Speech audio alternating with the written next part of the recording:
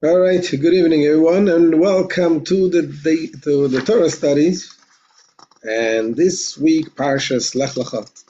As you remember, last week we mentioned that with this year we're going to do the Rashi, the Sichos of Rashi, and the Rashi commentary on the Torah. And we have the way the Rebbe teaches us what we see from Rashi, a lot of interesting lessons. So in this week, Parsha, Lecha. Lecha means go forward. Hashem says to Avraham, go forward. Move forward, move on, move forward. And Avraham is the father of the Jewish people, the Jewish nation. And whatever Avraham does is a message to us to move forward. The Rebbe says the message is we got to move. No matter how high you reach, you always have to realize not to be complacent, not to be content with what you have. Got to move forward. And there's an interesting lesson that we learn from a very simple Rashi. Rashi talking about the name change of Avraham. He was first named Avram, and Hashem changed his name to Avraham. And from this, the Rebbe guides us how to see in the Rashi a message, a beautiful message, how we should live our lives. What is the mission in life, and the responsibilities that we have, not to neglect responsibilities that we had when we take upon ourselves greater responsibilities and so on. So let's go straight inside. Let's see inside the text what the Torah says regarding the name change of Avraham.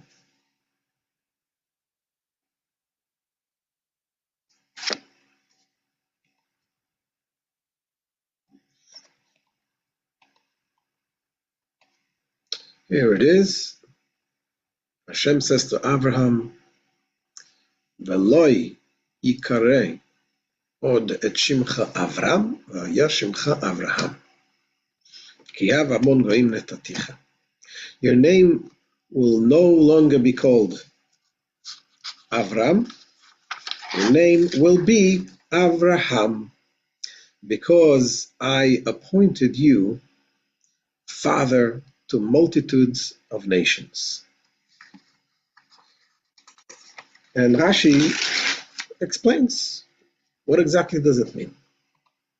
It says Rashi as follows.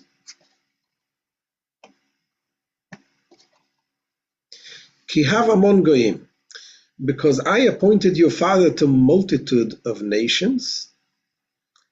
Avraham is an acrostic of Av Hamon Goyim, the Hebrew for father of multitudes of nations. So you see Av Hamon, Av Raham. So Av is father, Hamon means multitudes. Okay? So let's read carefully what Rashi tells it, what Rashi says, and we will analyze the meaning of Rashi's explanation. What is Rashi exactly telling us? So it says again, but the verse says, Hashem says in the Torah, your name will be Avraham, because you become a father of multitudes of nations. So it changed from Avram to Avraham. So continues Rashi and says, the letter Resh, which was in his original name, connoted that he was a father only for the nation of Aram, his native land. Though he was now father to the entire world, this letter did not move from its place. So what is he saying? So his name was Avram, right? And it changed to Avraham. Why Avraham? So we said Avraham is, Hashem says to him, it's Av Hamon, father of multitudes.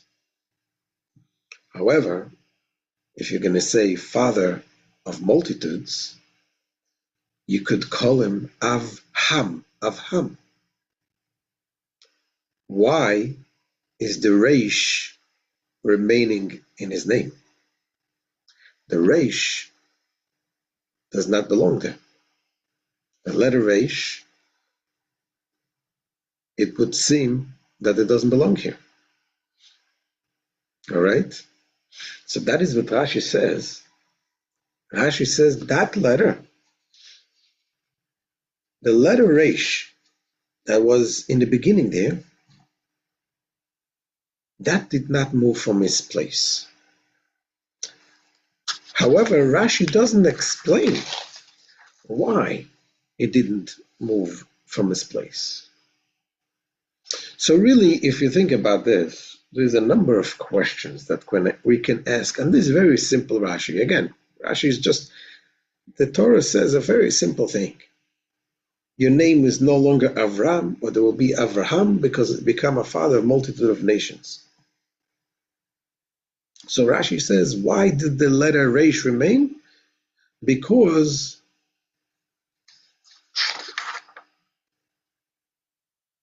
the Resh that was in the beginning, not why it remained, the Resh that was in the beginning, Avram, says that Resh didn't move from its place. And Rashi says also, why was he named Avram? Okay? Why was he named Avram before he was named Avraham? He was named Avram because he came from Aram, and he was a father of Aram, meaning his native place. He was there the leader. He was there the one who cares and brings the people from Aram to close to God and so on. So he was first in Aram, his native place. Then Hashem says, you become now Avraham, the father of multitudes of nations. But yet Rashi says that letter, Resh, does not move from its place. So first of all, there's a number of questions here, and bear with me. Questions not very complicated, but just to understand the simple meaning of what is Rashi explaining. So the question is, first of all, why does Rashi assume that Avram had meaning? The Torah doesn't say that Avram had meaning, his first name. First name was Avram. The Torah doesn't say that Avram had meaning. So why does Rashi assume that Avram means the father of Aram? Where does he take it from? Why does he assume so? That's question number one. Question number two, if Rashi assumes that his first name, Avram, had meaning, how come he didn't say this when the Torah tells us that he was named Avram? We read last week. Avram was born. His father named him Avram. So why doesn't Rashi say then that this is the meaning? Only now Rashi says that Avram means the father of Aram. He should have said it as soon as the Torah says. Okay, as soon as the Torah says a new child was born and his name was Avram, Rashi should say it then. Rashi does not say it then. So that's question number two. And question number three is a very strange wording when Rashi says, as you remember what said, that the Resh was not moved from his name. So the words that Rashi uses, it says, it was not, it did not move from its place. Like, what does it mean?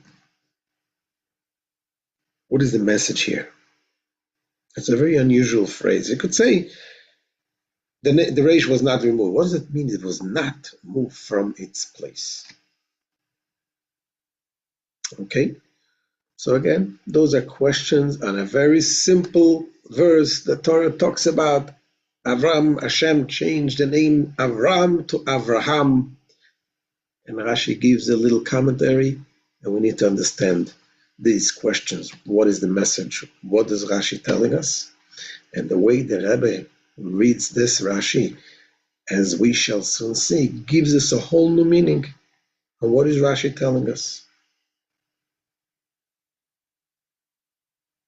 So first of all, we need to understand who was Avram's father. Who named Avram? His father Terach. Now Terach really had no clue. He had no clue why to name his son Avram. He didn't know that this was the father of all nations. However, we find it very interesting that when it comes to naming a child, there is in the Kabbalah talks about when you name your child, it's not by coincidence. It is a prophecy that Hashem brings to the parents, gives the parents some kind of prophecy, and that name is connected with their soul.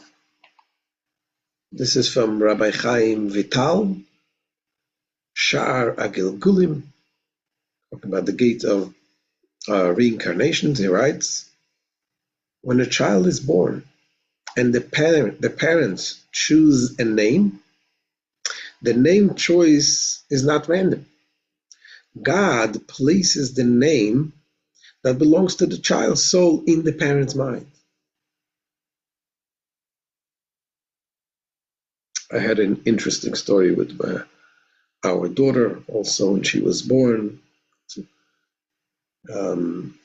So before she was born, my wife was in labor for a very long time, and we wanted to ask a bracha from the Rebbe. We opened the Igris Kodesh, the Rebbe's letters, and the Rebbe wrote about naming a child, who is naming the father and the mother.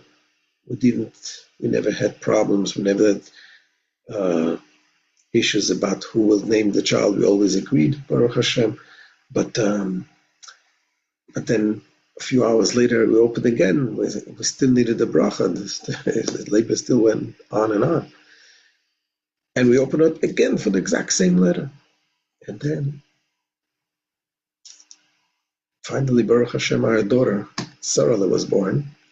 And I went to the 770, named her Sterne Sarah, named one of the Rebbitzins. And when I came back to the hospital, tell Tziti, Baruch Hashem, we named her Sterne Sarah, I realized, oy vey, it's my grandmother's name. My grandmother was alive, Sarah, Chana. And by Ashkenazi Jews, we don't give after living people.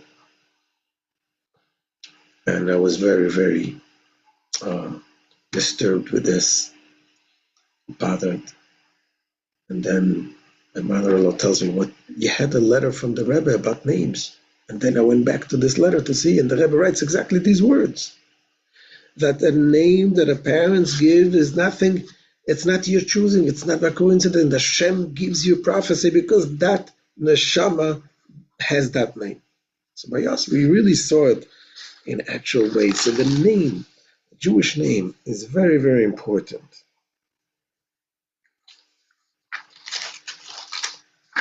Now,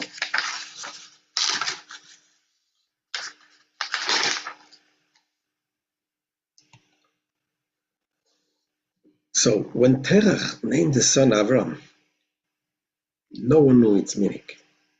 It only became known once God changed his name to Avraham. So really not all names we understand the meanings behind them. But after God named and changed the name from Avram to Avraham, then we know the meaning of Avram as well. And why is that?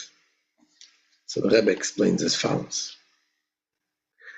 This is what Rashi means when he writes that the letter Resh, which was his original name, connoted that he was father only to the nation of Aram, his native land.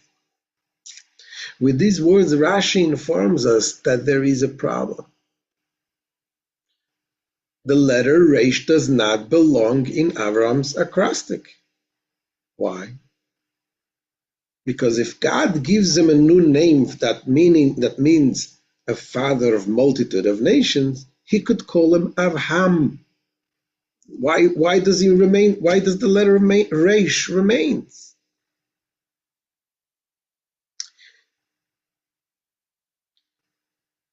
Its presence, the letter Resh's presence in the new acrostic, tells us that the name Abram also had meaning, a meaning that is consistent with the meaning of Avraham, father of multitude of nations. Understand? So Rashi tells us the fact that Hashem changed the name from Avram to Avraham, whilst explaining that is the father of multitude of nations, and the fact that he left the Resh right there, that indicates that the Resh, which was Avram, also had a meaning. What was the meaning? Of Aram. That he was first the father of Aram. And meaning he was the leader of his own people, his own community, his own family. And then it changed from Avraham from Avram to Avraham, from being the father of only Aram to become the father of multitudes of nations. So by leaving the letter in the old name, the letter of the old name Avram, in the new name Avraham, Rashi derives that the old name had meaning as well. Even though the Torah doesn't say clearly that Avram means the father of Aram, but Rashi says the fact that he left the Resh tells us something. Otherwise, we need to understand why is there a Resh in the name of Avraham. So, is this understood? Any questions? Okay.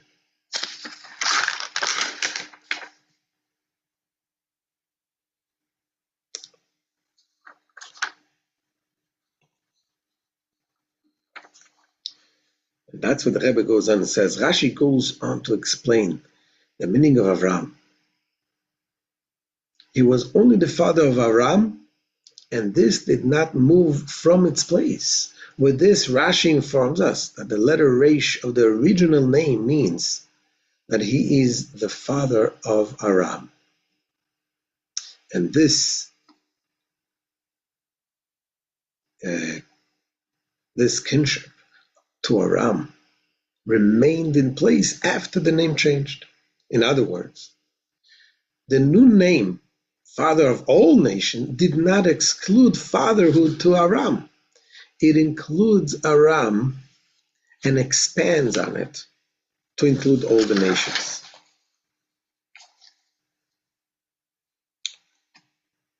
Because here we have a question, really. If we say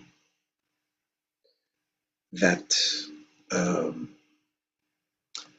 Abraham's name was changed to become a father of multitudes of nations, then doesn't that include also Aram? Aram is also one of the nations. Why do we need to have also the Resh to teach us that he's still the father of Aram? If God tells them your name is now the father of all nations, obviously that includes also Aram.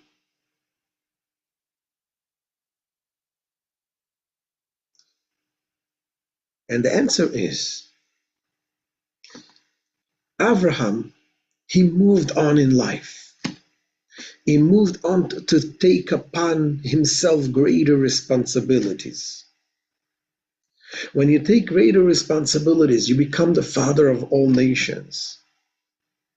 Sometimes people tend to neglect the previous responsibilities. Take, for example, a person, an official who is an elected official in a municipal politician.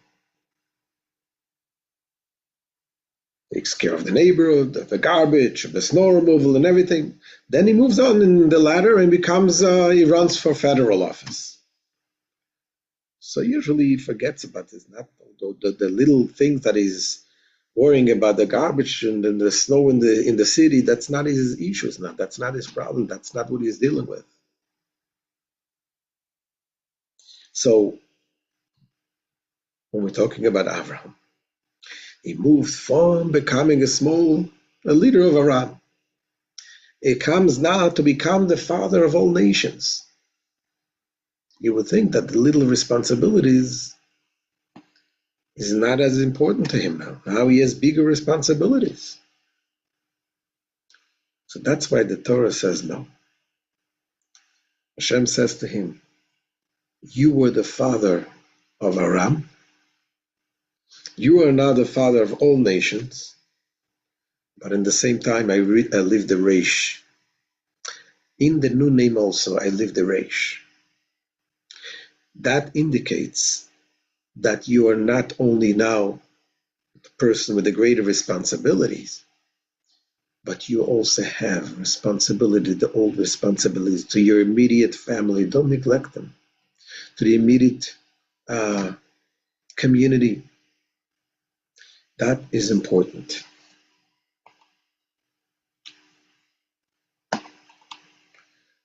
See what the Rebbe says here.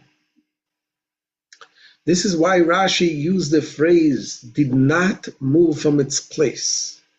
We asked the question, why does the unusual phrase, Rashi says, the Reish did not move from its place, and that's exactly why.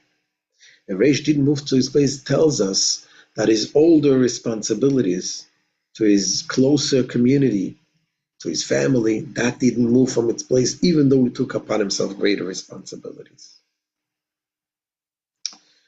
Yeah, this is why Rashi used the phrase, did not move from its place, rather than was removed from it, or the like.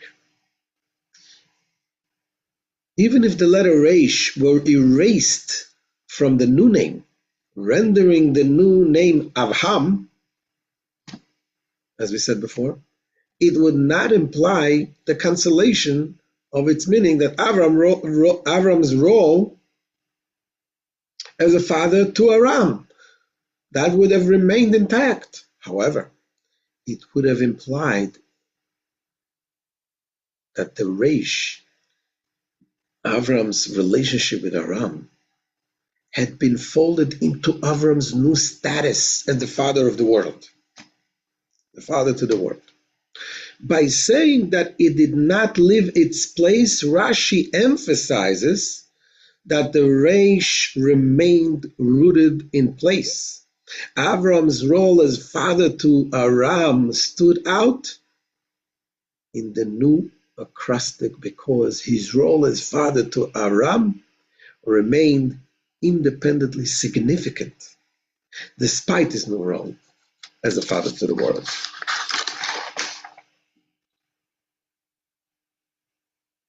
And what is interesting, Rashi chooses to teach us about this name. Not all commentators agree that we have to look for meaning for the old name. For example,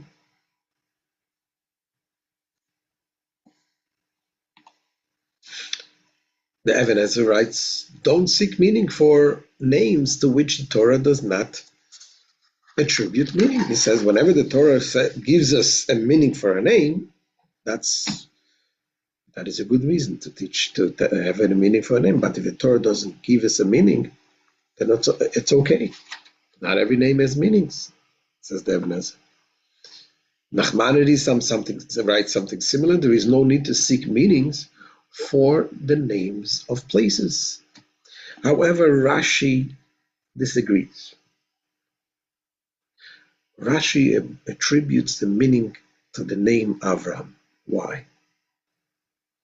This is one of the rules we explained, the way the Rebbe teaches us about Rashi. Rashi's approach is that the verse, the simple meaning of the verse has to make sense to a 5-year-old. We need to understand, what does the Torah tell us? And if there is an issue with the reish, that means there is something not understood. I have to find meaning to it.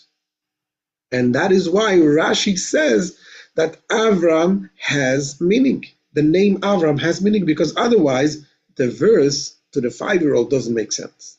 There's the question, why the reish? Why wasn't the reish removed from his old name?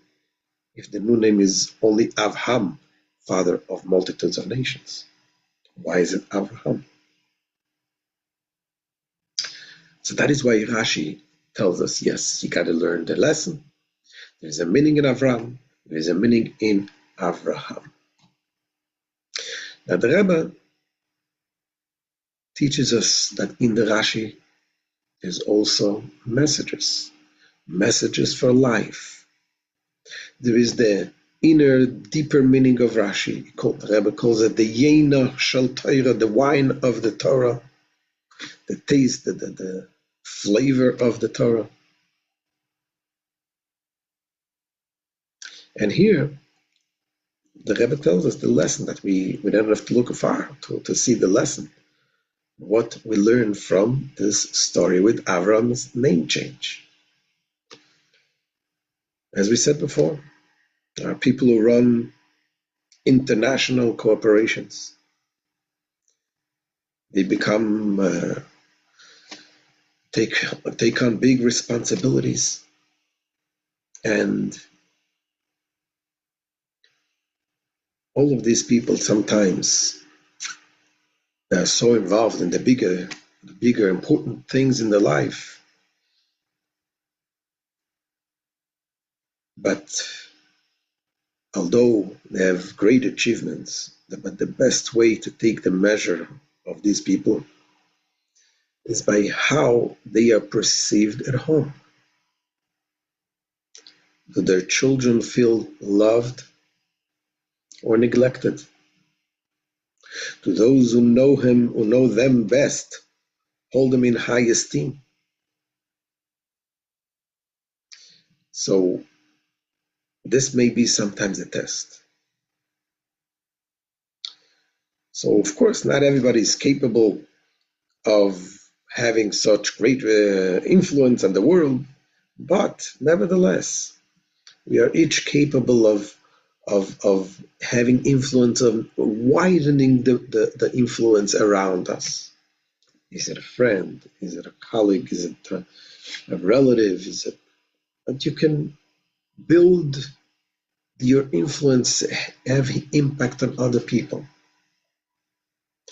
But at the same time, that should not be in the expense of the people that we are already know.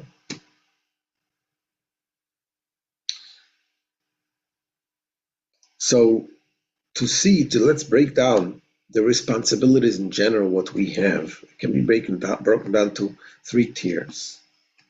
There's responsibilities of self. Ourself, we have to work on ourselves. We have to work on the immediate family, impact ourselves, impact the immediate family. We have community and close friends. And then we have also distant strangers. As the Rebbe says,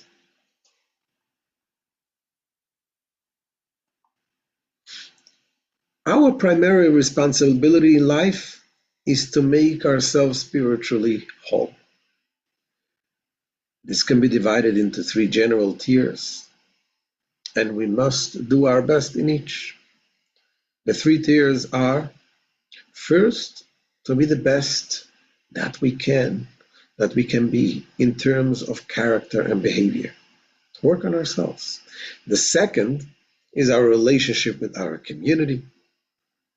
To assist everyone, we strive to be the best that we can be and introduce godliness and holiness to our surroundings.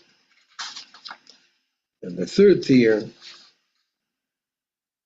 for which we are ostensibly not responsible, talking about to go out to the world, these are people that beyond our physical or spiritual reach. However, we must do our best to reach them too. For one is obligated to say, the world was created for me. What does it mean for me? For me to improve. Therefore, they too are within our scope of responsibilities. So those are the three tiers. It begins with yourself. You got to work on yourself. If you want to have influence on somebody else, you better be the best you can be. If we are if you want to have influence on the family and the children, you have to be a healthy state of mind. When you are in a healthy state of mind, your influence will be, and that your impact will be different. People respect you; they look up to you. You're not. You walk the walk, and you don't just talk the talk.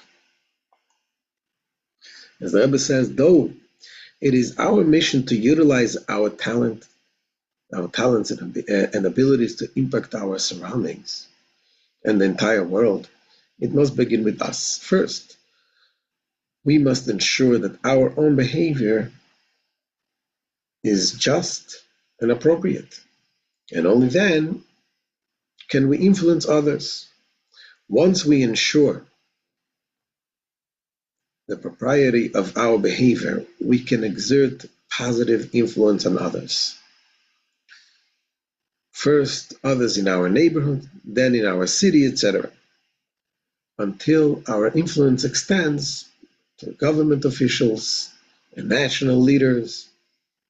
It all begins with being a living example in our personal lives. Moreover, only when our personal behavior is fitting can we merit divine blessing to influence others successfully. This is something we see on a daily basis. When you want to do something right, when you work on changing someone, you dig deep into yourself and you have Hashem's help. Because that's how it works. When you change yourself, we're just on a plane, they tell you if you're going to need the oxygen,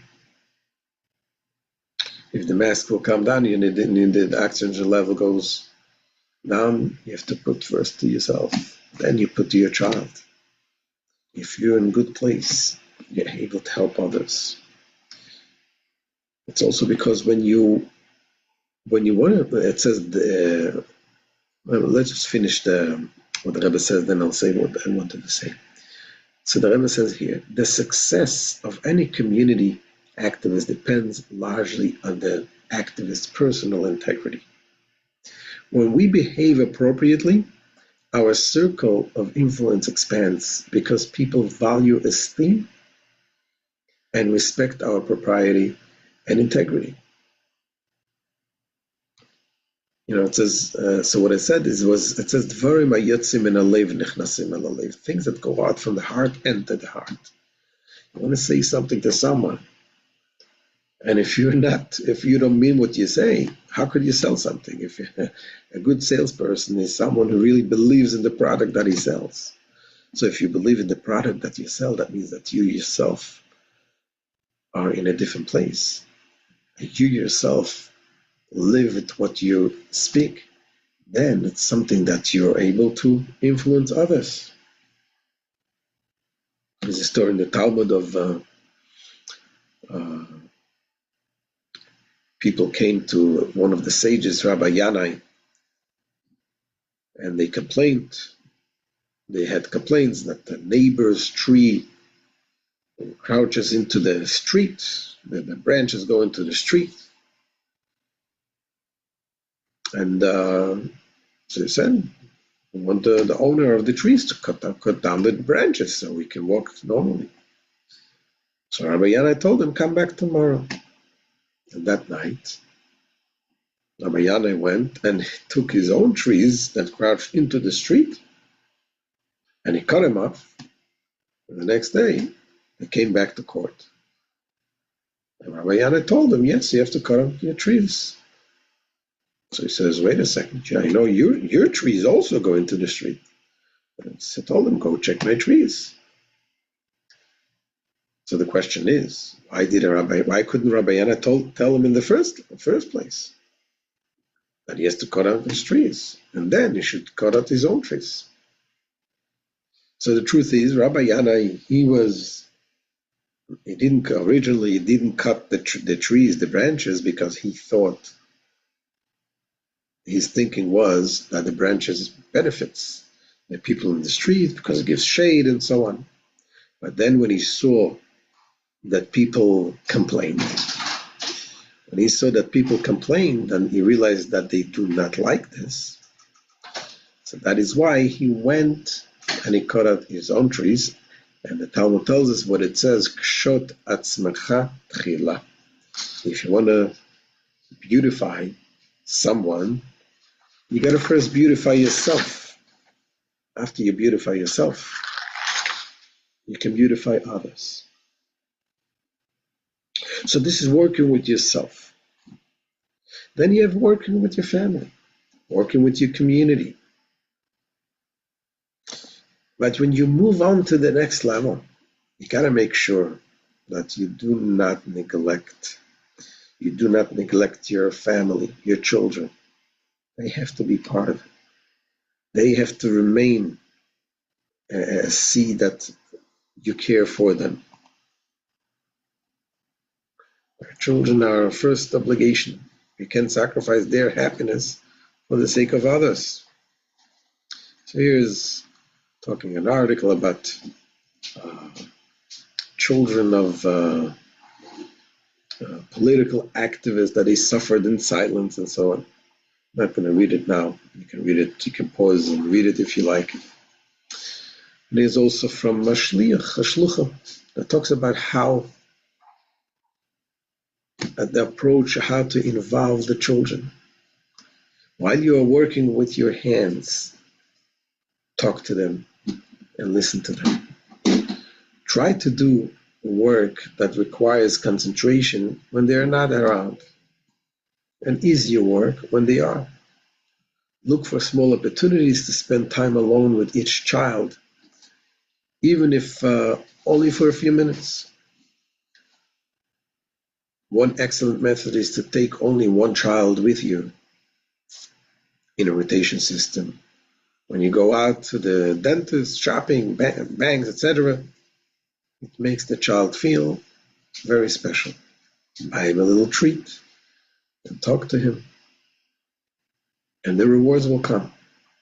So dealing with the children, involving the children, doing the right things, doing what you have. We all have big responsibilities, but those that are close to us, they take priority.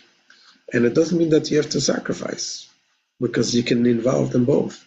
You take your children, you involve them in your activities, you take them on a walk.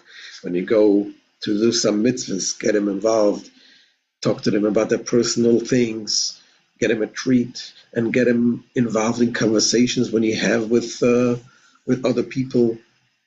I mean, each one, obviously, every situation is different, but that's the point, is that we need to have our responsibilities to our immediate circle. Involve your child in the work. In Halacha, it also says, when it comes to treat other people, to help other people, there is a priority.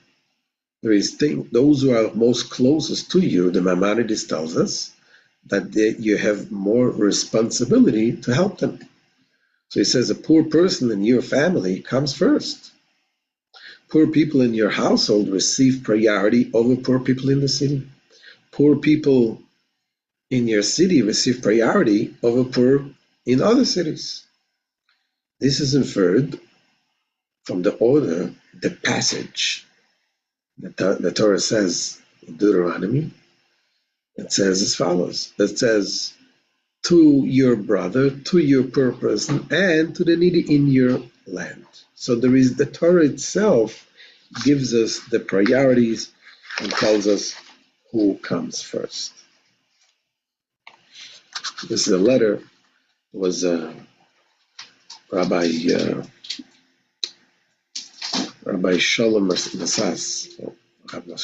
He was a Moroccan rabbi. The Rebbe wrote to him. He got an offer to come to Israel to be a rabbi in Haifa in a community there. And the Rebbe told him there's more need in your place where you are in Morocco. And he accepted the Rebbe's suggestion. And this is the letter the Rebbe writes him. I was surprised to hear that your honor was advised to consider relocating to a different country. I'm certain the suggestion is impractical considering the multitudes, not only in your city itself, but thriving community, but also in its environs, in the country at large, and this was in Morocco, and in the neighboring countries, were required your honor's mentorship. They require your halachic guidance and your inspiration to love and fear God. So basically the Rebbe writes to him, nevertheless, I permit myself to write about this in confidence that you will certainly continue to lead your sacred congregation and the country in which you reside.